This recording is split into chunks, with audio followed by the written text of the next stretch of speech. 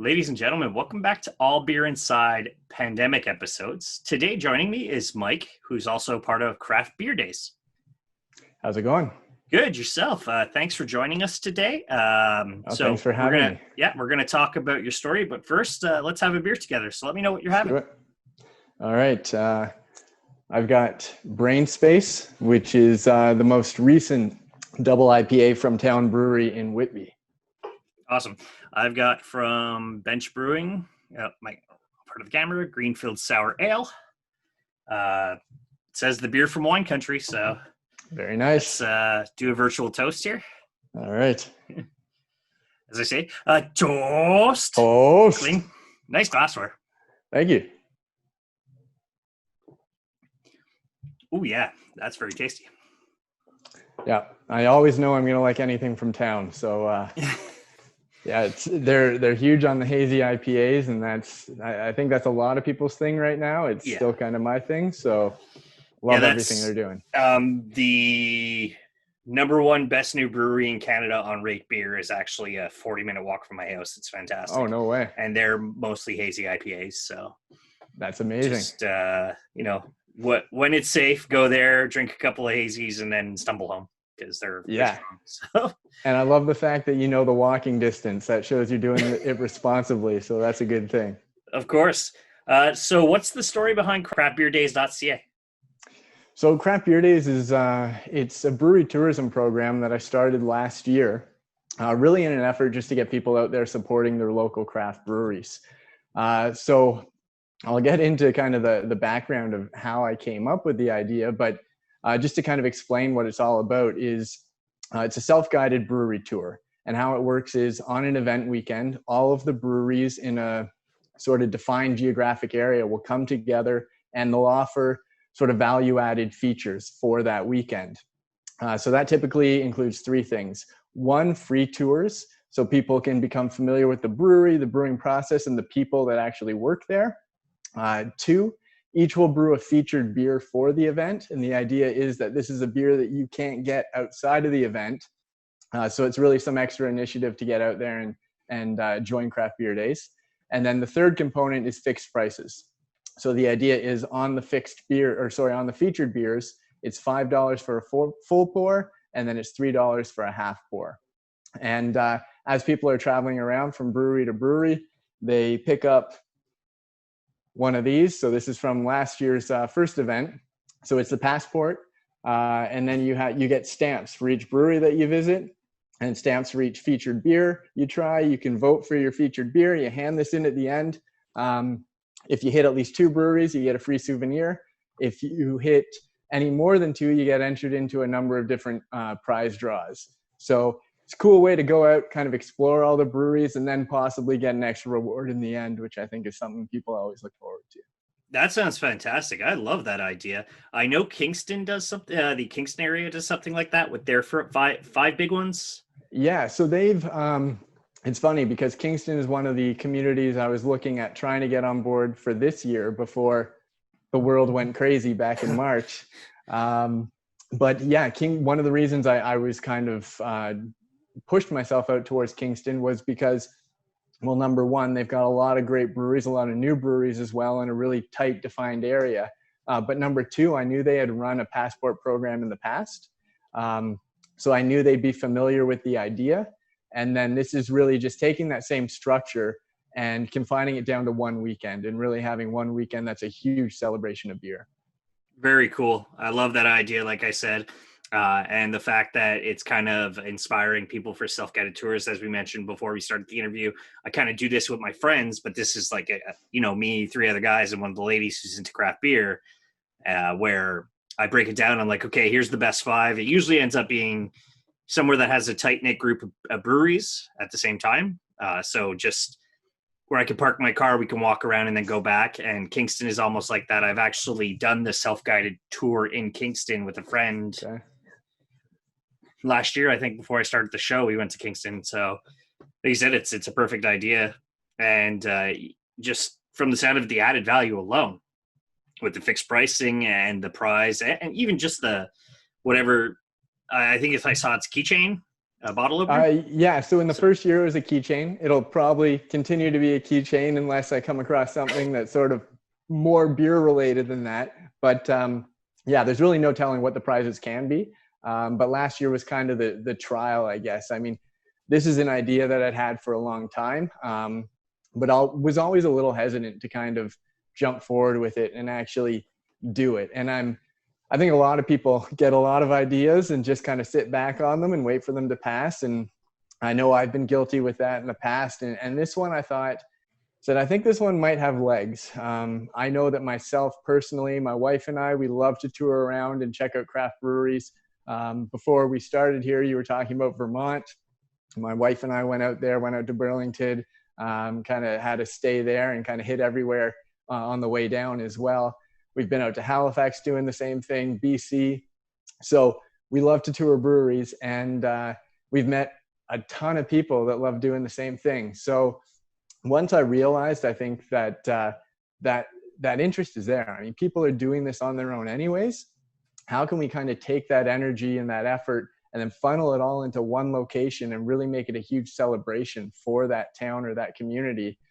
I figured, hey, let's give it a go, and started locally with the area that I live in, because I was most familiar with the breweries there. And I thought, if I'm this sort of unknown commodity walking into your brewery saying, let me pitch you an idea, I know breweries are hearing that all the time. So I wanted it to be, at least to start somewhere where people kind of knew me, recognized that this was something I was going to pursue, and I was going to put all my effort into it, and really try to make it something not just for the people visiting the breweries, but also for the breweries themselves. Some of the stats I got back after that first event were that I think the most impressive stat I got was that 50% of the brewery visits were to breweries that people had never visited before that weekend.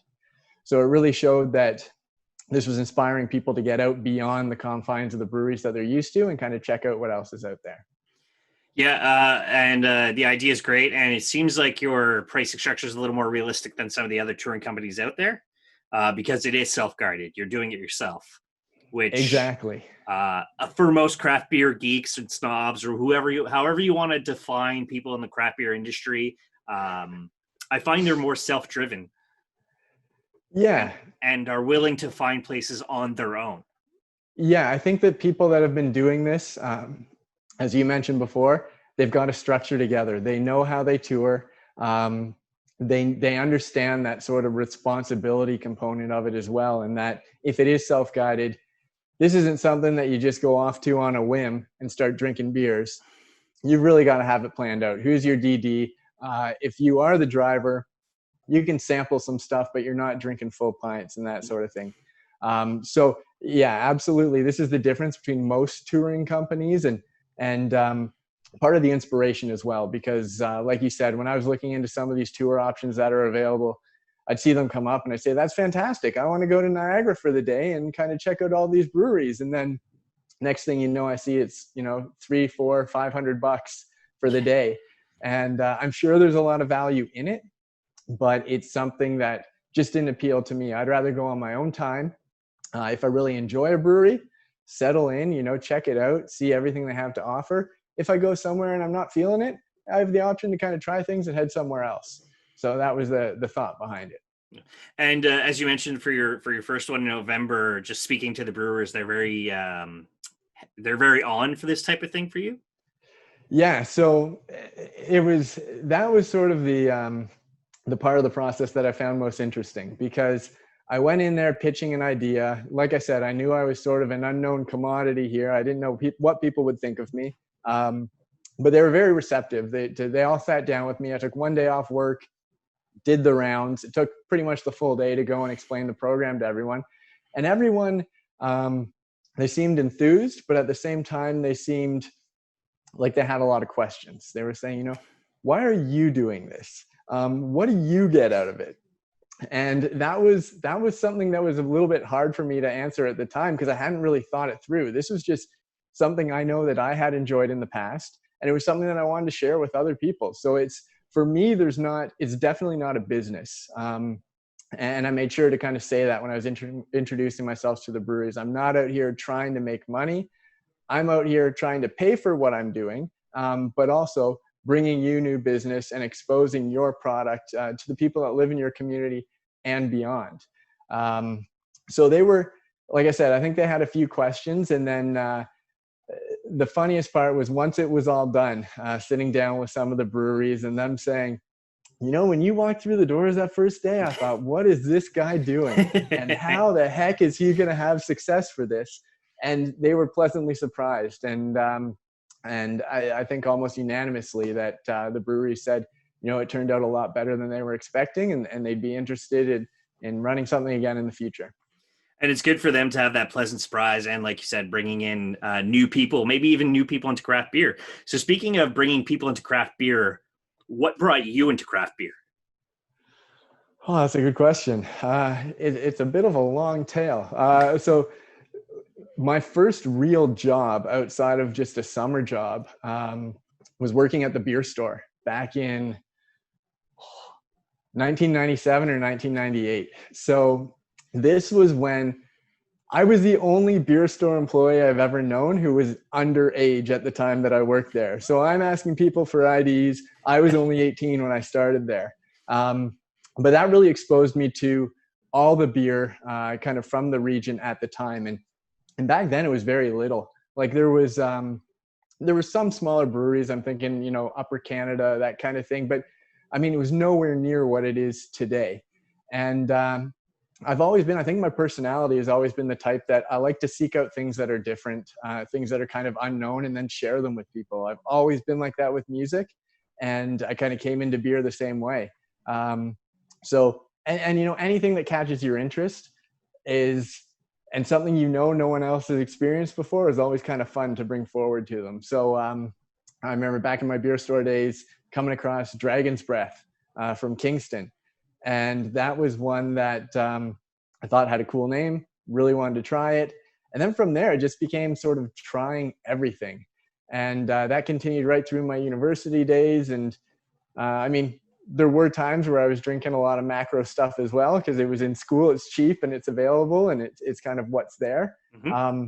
But I think that sort of sense of adventure when it comes to trying things that are new or trying things that are local just kind of kept growing. And as more options became available, the more stuff I tried. So it's kind of been never ending since then.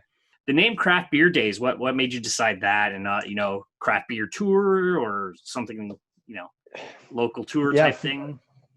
From the outset, I knew I was going to start locally, as I mentioned, with Durham region, but the idea had always been to kind of grow this into something bigger, develop a template for a model that could be applied to communities right across Ontario or beyond.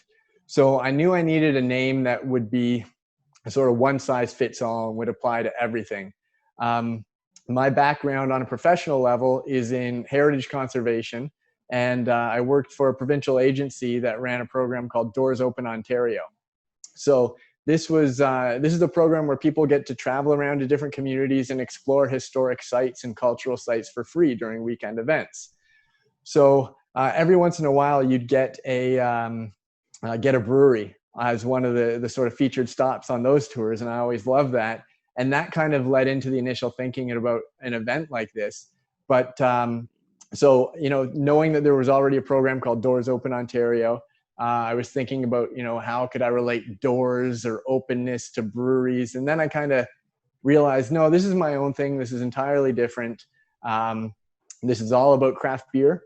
And because the model, in essence, was sort of built around being able to grow to multiple events, I wanted there to be these individual craft beer days in each community. And it just seemed to fit. I kind of ran with it. Later on, realized that there was already a Craft Beer Days festival in Germany. But I'm like, yeah, that's halfway around the world. I'm sure people won't get these two events confused. But if they want to fly over from Germany, they're also welcome to. So 100%. And, you know, one of the kind of, when you think about it, like the birthplaces of beer, or at least beer as we know it, is Germany. So absolutely, having that association is a fantastic idea at the same time. And you're not really worried about it because it's international. It's not like you have somebody in, let's say, Maine or Saskatchewan or something like, hey, you stole our name. It's like, wait a minute. No, I didn't. So I've been doing this for a while. I was just going to say, it's funny because, you know, knowing friends that have started a business and everything, finding a name can be a really, really difficult thing. And so much of it is kind of coming up with a concept, keeping your fingers crossed, going online, going through the business register and hoping that nobody's taken it. So, I mean, Craft Beer Days worked for me, and it wasn't a registered name anywhere in Ontario. Number two, the web domain was available. All the social media platforms were available. So I kind of did my research that way and made sure that it was going to work before I just ran too far with it.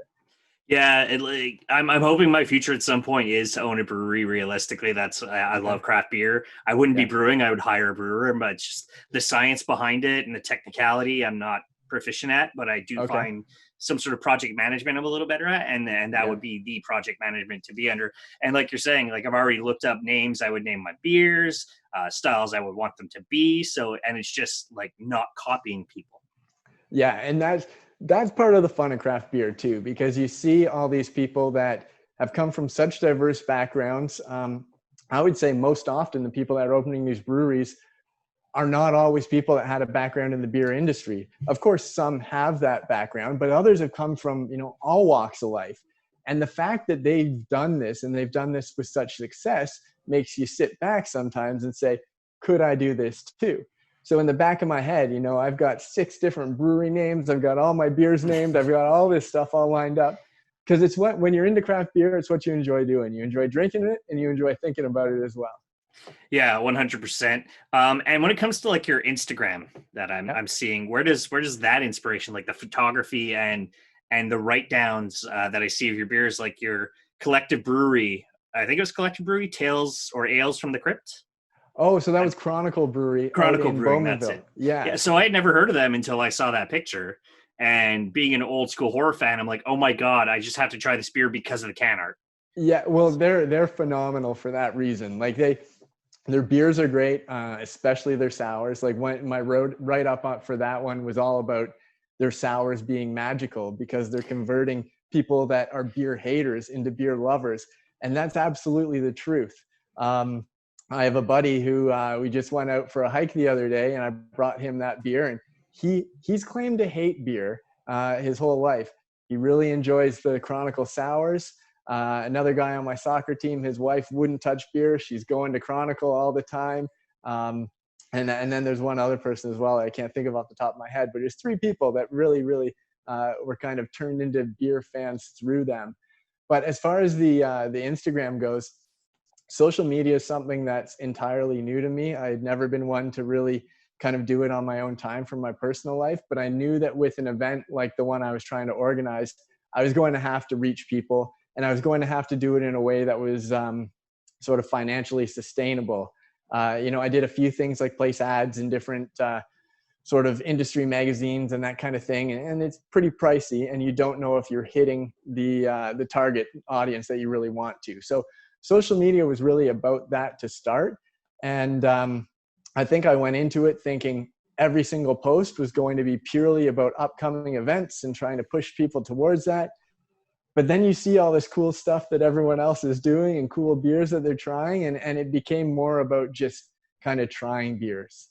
And so leading up to that first event in Durham, I would say 90 to 95% of the posts I did were all from the participating breweries, because the whole idea behind it was to kind of push their brands and show people what was available through them. But once that event had passed and I didn't have anything sort of set for the new year, I just decided to keep posting, the various beers that I was drinking.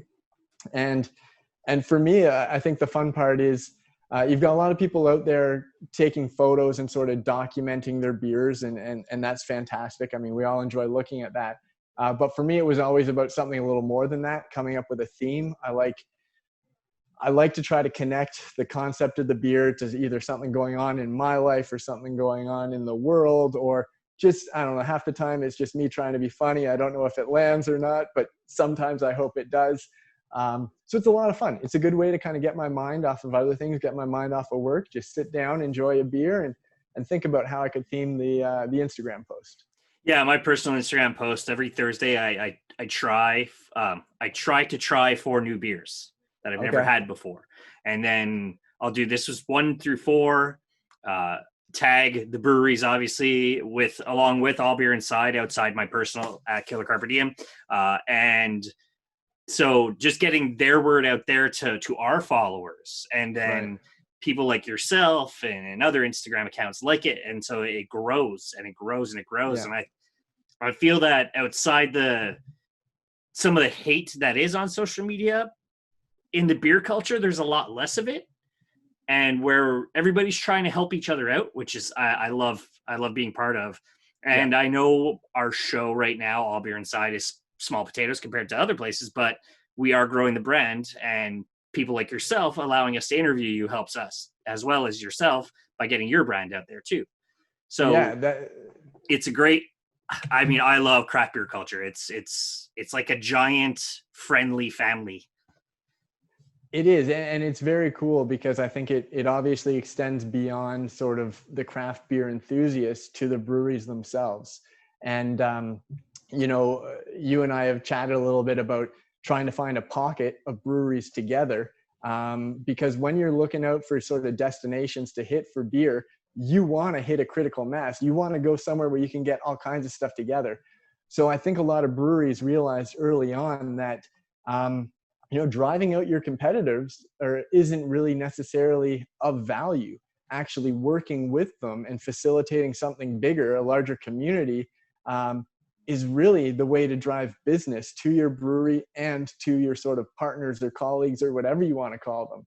So it's quite different than I think a lot of other industries. And don't get me wrong, I understand that there is still competition, and the bottom line often is making money. I mean, these breweries need to be successful from a financial standpoint and keep going. But I really think there's quite a different approach to it than you see in a typical business setting. Well, just collaboration beers alone, you could see it. Everybody who's in the beer industry hopes sometime to have their own name associated to a beer. Right. One of my favorite beers out right now are two breweries in the same kind of sector of the southwest of Montreal, Masor and Bractorium and Four Origins. They got together and they made a hazy IPA at 6%, and I crushed four of them. And I'm like, oh my God, these beers are delicious. And now I have to go back and I have to, because of so unfortunately, due to COVID and Quebec laws, the breweries can't ship the beers. Okay. So it's the waiting 2 meters apart, going to the brewery that day, Right. staying safe. Yeah. The brewers even recognized me under my face mask. They're like, "Hey, man," I'm like, "Hey, I hope you're staying busy because I need you here next year. I want you to come back." So Yeah. and one place there's a 4-hour lineup to get their beers. It's insane, but that's just how successful these breweries are. Some of them, which is great. And unfortunately, with the pandemic, some of them have adapted, which is great, but the tap room is a large majority of that money for a lot of these guys. So hoping, knock on wood, 99.9% of these guys will still be around next year after all this. So. Yeah, I think we've all got our fingers crossed on that. But I think you're absolutely right. One of the things the pandemic has really done is shone a light on everyone's business model. And I know locally, there's some breweries that are in the LCBO and have wide distribution, or had wide distribution before the pandemic. So they weren't nearly as hard hit at the outset of this as other ones that were mainly focused on sort of the taproom model. The one great thing, if there's anything great to come out of this, is in Ontario, where they can ship the beers.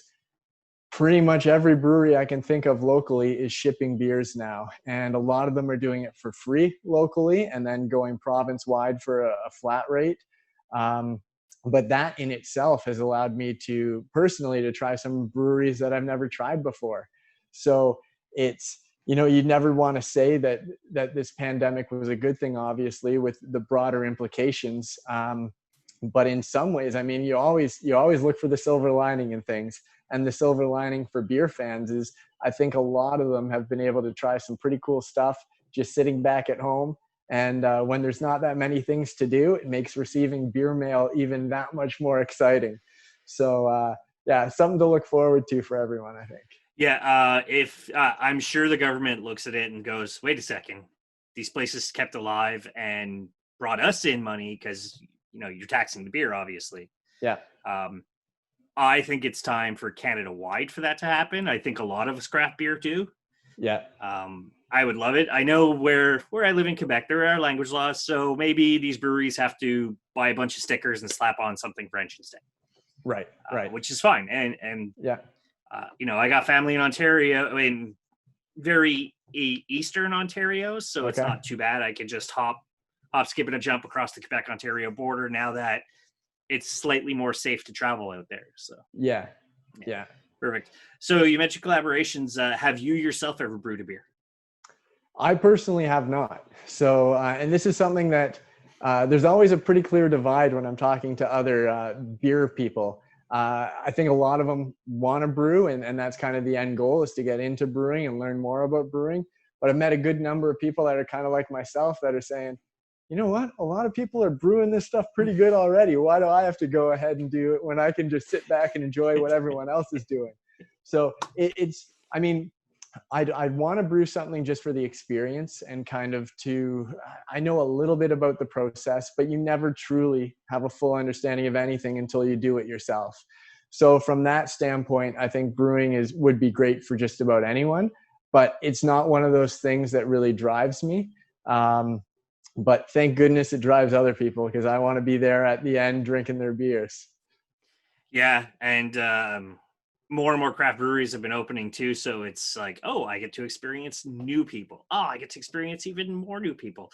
And then That's even right. some old breweries are hiring new brewers to bring a twist on things, Yeah. which has been desperately needed for some of your old school craft brewers, is to bring in some not necessarily new or not necessarily young blood, but new blood Yeah. into it. So. Yeah. And that's always, I think there's an interesting sort of debate with that when you've got these beers that have been around for a long time that people have come to know and love, and then a new brewer comes in and wants to put sort of their own imprint on it, which I think is natural. And in some cases, I don't even think it's kind of necessarily something they're doing intentionally. It's just something that happens by way of their processes or their ingredients and that sort of thing. But you always get that debate. You get the people saying, you've made it so much better.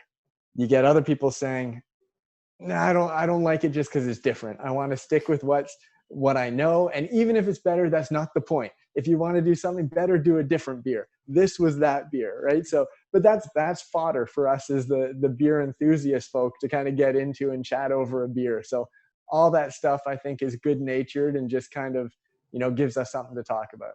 Well, I mean, look at Steam Whistle. For how many years they were just that Pilsner. Yeah. And now they released a pale ale and a session lager. And I had the session lager a couple of weeks ago, and I'm like, I could crush a bunch of these in a backyard, mowing the lawn, or just sitting in a pool. Yeah. I'm like, where was this? Like the Pilsner is well defined, but that session Yeah. lager on my palate, when I had it, I'm like, oh my God, where was this entire time? So yeah. And they're such an interesting case as well, because Steam Whistle is, I think most people would define them as a craft brewery. They're definitely one of the bigger craft breweries in Ontario, possibly in Canada. But that whole sort of marketing about doing one thing really, really well obviously played into when they first wanted to expand, because I think it was, so they started brewing or had sort of an offshoot of Steam Whistle called Von Bugle that was doing an amber beer. And so essentially you had the same company, maybe under different business names or something, could maintain that, doing one thing really, really well. And then, as you said, when they went to the pale ale, and then subsequently from that to the session lager, they stuck with the Steam Whistle branding. So I don't know if they got to the point where they just realized, hey, we can't keep creating new businesses every time we want a new beer, or if they thought, we've got a well-established market here with Steam Whistle. We've got a name that people have come to know and trust. Let's build off of that. I have no idea which it is, but it's one of those things that, I'd love to find out. And if I sit down with the right people at some point, I'm sure I will. Yeah, no, for sure. I even a couple of years back, I done the tour in the rail yard or whatever it's called. Yeah, yeah. And it was just the entire time they're serving you the Steam Whistle out of the bottle, and I'm like, yeah, these are 5% great, but now I have to stop drinking for the next 3 hours so I could drive back from where I was into Toronto to my sister's place in Cambridge. Right. Where Yeah. The session lager, I could have probably drank 3 or 4 more, still been sober because it's only like a 3 point something percent beer. Yeah. And I got to think that sort of mindset plays into the reason that so many people are coming out with session IPAs now or light lagers. There's a huge subset of people that have become craft beer people over the last few years.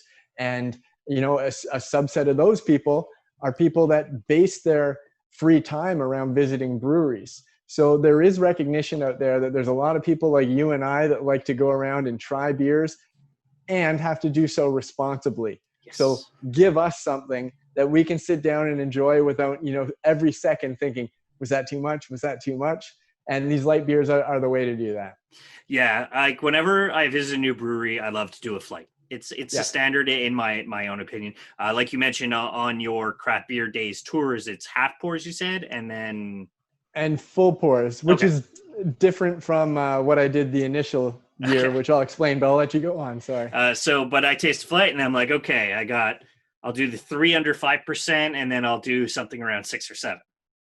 Right. But because you're talking 4 to, I mean, I've been to a place where they serve me 6 beers, but they're 3-ounce pours. Right. Yeah. And then your standard is 4 to 5. Yeah. 4 ounces, 4 or 5 ounces, that type of thing, which I'm used to. Yeah. And then sometimes the uniqueness of the flight also draws me to what it is. Sure. So it's like, okay, well, I can try these beers.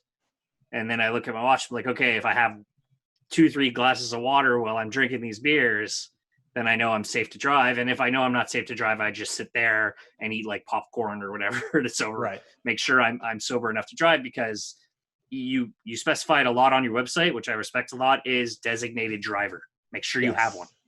Yeah. It's like very necessary. So. Absolutely. Especially for, that message, maybe not with a designated driver, but to drink responsibly. That message is, or should be, if it isn't already, sort of attached to every sort of beer tourism or brewery tourism program. But with my program, because it is self-guided and people do tend to be driving themselves around, it's of the utmost importance. Like, you cannot stress it enough. Mm-hmm. And that actually played into sort of how I restructured the program for this year, or if I can move forward this year, if, you know, breweries start opening up again. But last year when I first launched the program, the fixed price component actually related to flights, because just like you, I love getting a flight at a brewery. I don't think you can truly base any sort of idea that you may have about a brewery on one beer. You always need to get a variety, kind of see their abilities and just get that full spectrum of what they're doing. So the idea was a fixed price on flights at each brewery, which some breweries were already doing that. Other breweries were charging depending on which beers you chose as part of your flight. There'd be an individual sample size price. So with craft beer days, you could go into, even if they priced them individually for that weekend, they would say $10, you pick whatever you want in your flight. So I loved that idea, but some of the feedback I got back from the breweries was, in some cases, the event brought in far more people than they were expecting. And which is, I'm sure, a good problem to have. But at the same time, pouring a flight is about 4 times the amount of work as it is to pour one beer. Mm-hmm. So to keep up with demand, it was difficult for a lot of them. And that sort of looking at the stats and people's passports and what they were doing when they were out visiting breweries, they were all trying the featured beer. And if a brewery is going to go through the trouble of brewing a beer specifically for this event, I want to put all the emphasis on that. So that was the idea for changing the fixed price structure over to the featured beer with $5 for the full pour and then $3 for the half pour. And I say pours rather than a number of ounces, because if your featured beer is an imperial stout, those are going to be smaller pours than if you're doing a light lager. So there's still some discretion within the brewery to make sure that A, they're giving out responsible sort of sizes, and B, that they can still make money off of this featured beer. Yeah, for sure. Realistically, if you're getting a 5 ounce pour of a light lager and then a 5 ounce pour of a double imperial smoked whatever at 11%, then yeah, at the bottom line, it would be a little more unrealistic. It's the same thing at I find beer festivals is, yeah, okay. So it's 5 tickets for this beer there, but it's 5 tickets for a half, but the Right. alcohol percentage is triple. That's right. Yeah. And I think people that go to these kinds of events have come to realize that. So you don't get too many people that kind of get handed their glass and look at it and say, hang on, you're ripping me off here. So they've got a sense of what they're sort of getting into. I'll just mention while we're kind of on the topic of the featured beers as well. The concept from the outset for Craft Beer Days was that there'd be some sort of unifying theme to connect all the featured beers at the breweries. So the idea that I pitched initially was to come up with a shared ingredient. So each brewery would do their own featured beer, but they'd each have to incorporate strawberries or whatever. Maybe it's a certain kind of hop or a certain kind of malt or whatever it is, but there's some unifying thing that sort of makes it easier to judge these beers against one another. Because sticking with the example of stouts and lagers, if you go and you have a stout one place and a lager another place, you may really enjoy both of those. And it's really hard to determine which you like more because they're such different beers. So like I said, that was the concept the first year, but because things were sort of untested and I was still developing my relationship with these breweries, I didn't want to push too hard. And in the end, we just kind of went with featured beer, something exclusive to the weekend. You do whatever you want. But in the future, I think that's going to be the most exciting part of this program, is knowing that it's kind of like the Iron Chef example. Like that was how I pitched it initially, is here are the ingredients, go to town and do something crazy with it. Really showcase your prowess as a brewer, right? And some of the breweries really jumped onto that. And that's why I'm excited that it's something that will be carried forward in the next events. But I think for the brewers, that'll be exciting. And for the people drinking the beer, all the much that better for them as well. Could really mess with them if you enforce the German purity laws in the next featured beer. Absolutely. Yeah, that absolutely would. Yeah.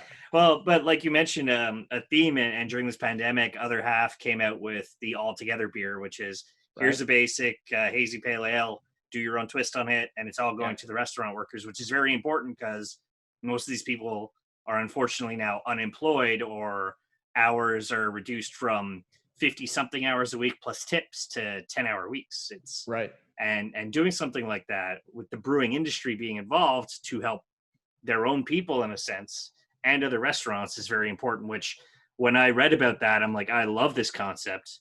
And what I love but hate at the same time is I'm still working at home while this is happening. So when the breweries release these beers, the people who are on reduced schedules get to buy all these beers before I have a chance to. But that's my own problem. You got to hire someone. You got to hire someone to stand in line for you. I'm just going to have the, I know I can't remember the name of it. There's an app or something where you can like have person stand in line for you and buy your stuff. So okay. Wow. I haven't even heard of that. Yeah. On a personal level, beer vacations, a couple you've done before, a couple in the future when it's safe to travel again. Yeah, absolutely. I think the big goal is getting over to Belgium.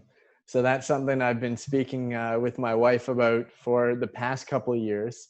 And it's just a matter of kind of finding the right time. She's constantly traveling for work, so that's always a bit of an issue trying to schedule around that. But until we make it out there, we're going to keep doing kind of the local staycations, if you want to call it that. I mentioned we've been out to Vermont, we've been out to New Brunswick, BC. We've been pretty much everywhere in between as well. And even if there's a weekend where we kind of have some downtime, we pick a spot. Hamilton, for example, you got 6 breweries out there now. I'd say anything over 3 breweries, we try to spend the night just so we can get a little crazy and at the the 4th to the 6th, not be too concerned about having to drive, take Uber or a cab and then head back to a hotel. But yeah, we're always looking for somewhere to go.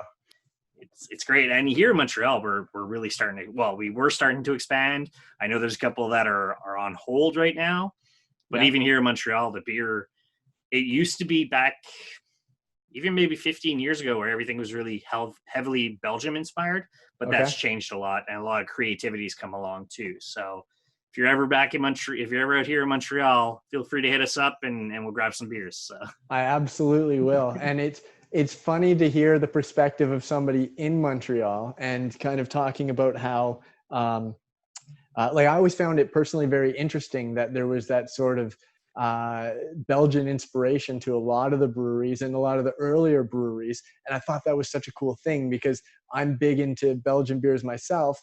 And I think a lot of Ontario breweries do them.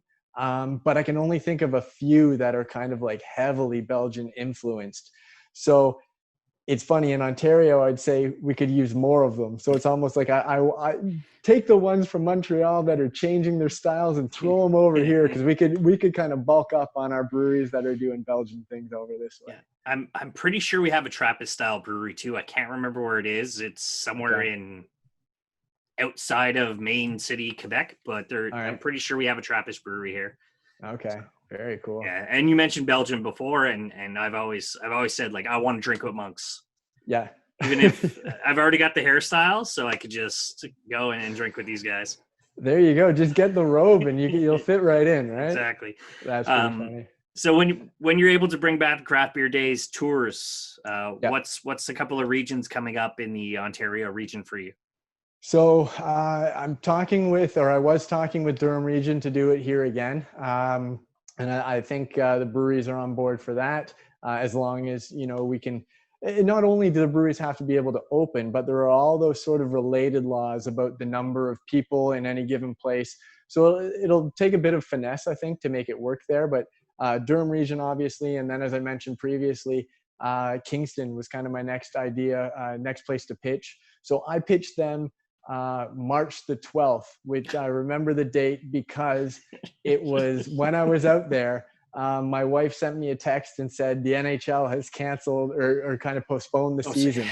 So it was one of those critical days where things went from, what's this COVID-19 thing going to be all about, to, oh my God, this COVID-19 thing is serious. Mm-hmm. So the timing was bad. I kind of got the message out to everyone and then said, okay, I understand that you guys all have bigger things to focus on right now. So we'll let this thing kind of play out, and then I'll come in contact with you, once the timing's right. So unsure, to be honest, if it'll, develop into anything out in Kingston. If it does, amazing. If it doesn't, the destinations and the options are endless. So, part of the fun of this program for me is to get out there and talk to the breweries and kind of pitch it. And I went in recognizing that it's not going to work for everyone. Mm-hmm. Not every brewery is kind of going to want to take, I'll call it the risk to kind of, get involved in a program like this. But the reason that I've gone out beyond Durham is because we had such fantastic results with the Durham event that I now feel confident. I've got the hard numbers to say, look at what this brewery can do for you. That was the beauty of the passports, is that when you handed it in to get your souvenir, not only did I have a way to track how many breweries you went to, which breweries you went to, but I also asked some demographic information. I was able to get a sense of how much money people were spending.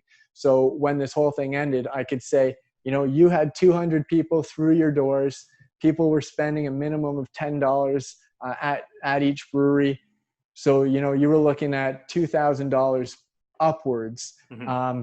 Just for being involved in this event, which is, far more than the cost of participation, like leaps and bounds far more. So it was, running that first event, making sure that it did make sense and kind of getting that confidence under me. And then once I had it, it's like, I know there's value in this. So I'm happy to pitch it and happy to work with people that kind of want to turn it into something just like I do. Fantastic. That's great to hear. Is there an app available, or is there an app in the future should you have the time to make it? No app available, and I don't foresee an app. There's actually an amazing app in Ontario. I'm not sure if it's out in Quebec yet, but called Craft Beer Passport. which is kind of a similar idea. Rather than doing these sort of specific weekend events like I do, Craft Beer Passport allows you to go in and get a fixed price beer at any of the breweries or bars that are involved as well. And the gentleman, Mike, who runs that program, has been quickly, I should say, kind of expanding that across Ontario, possibly beyond. Mm-hmm. So that's his world. And I'd never want to step on anyone's toes or anything. And the digital stuff really isn't my forte. I think that there is something kind of cool about having something tangible in your hands. And, it's one weekend. So going out, having this in your pocket, pulling it out, and watching everybody carry these around as well was pretty cool. And I was a bit awestruck, to tell you the truth, because that first event, I had no idea who would show up. And I was at my first brewery with a film crew as well, to sort of capture it. And I was as nervous as I have been for anything in like the past decade or so. And I was sitting there thinking, who's going to come to this? Who's going to come to this? And then people started walking in, and they all had the passports, and everything settled down, right? So, but like I said, I think to answer your question, whether there will be more digital components, possibly, maybe some kind of routing of best routes around to the breweries. But as far as the passport and everything, at least for the time being, the plan is to keep it all tangible, tactile, in your hand, kind of getting the full immersive experience. Yeah, as you can tell in my background, I have a whole lot of PlayStation and DVDs, so I'm a physical media type person, and I'm physical for that. When I did the craft beer tour in Vermont, I kept my badge. We've done, as a show, media. I've kept my media passes, the physical things. So for somebody like myself, I love having both options. Yeah. So even if it's just the one, I'm like, okay, I could get it stamped. I even kept my Kingston one where it was hit the 5 breweries and you get the glass. Yeah. That was just as Santor was opening. So that's maybe 2 years now. Yeah. I would think so. Because it was Kingston, Spearhead, and then the 3 other ones I honestly can't remember the names right now. Riverhead would have been open, I think, at the time, as well as Stone City. Yes. Yeah, Riverhead I liked. I liked the design of it and the whole open conceptness of it, which is very nice when it comes to breweries outside Quebec, is I can actually go in, if the brewers allow me, I could go into the brewery section where it's not kind of frowned upon about in Quebec. But that's every province has its own rules, unfortunately, for that type of thing. And you mentioned an app. I know I think it's like the Passeport de Microbrasserie in Quebec, obviously, because it has to be French.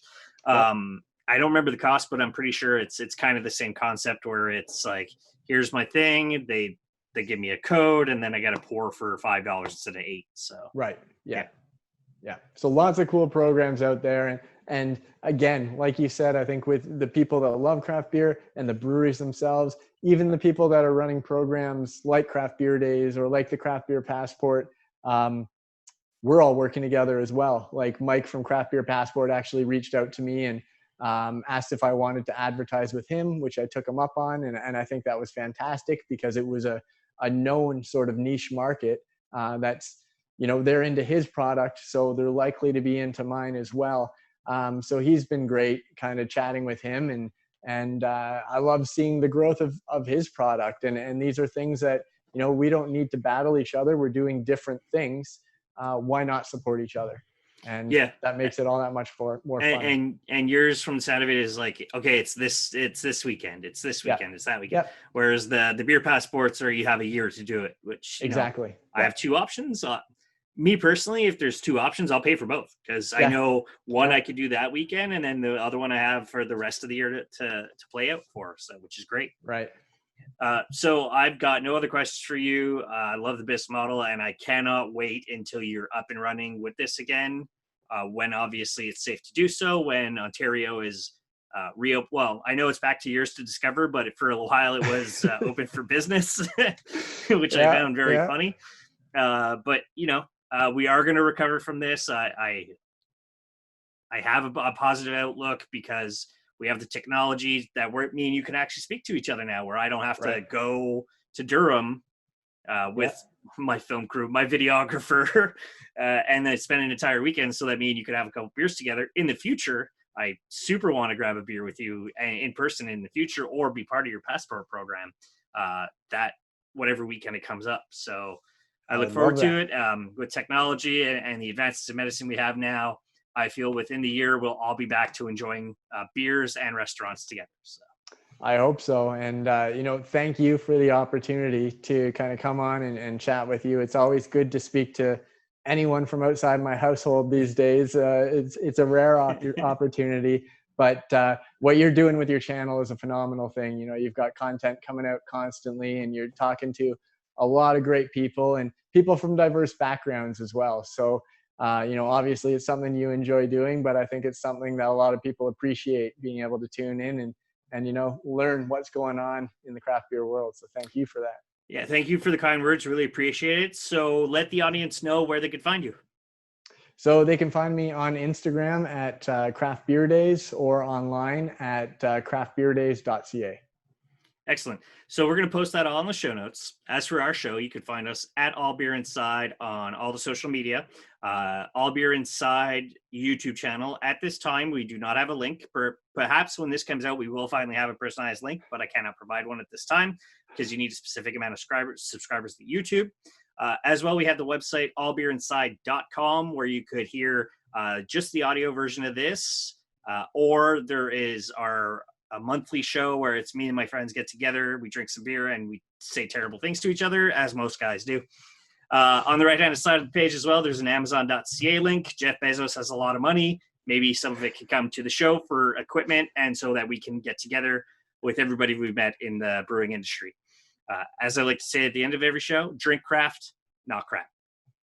Thanks a lot, man. Absolutely. Cheers. Thank you very much.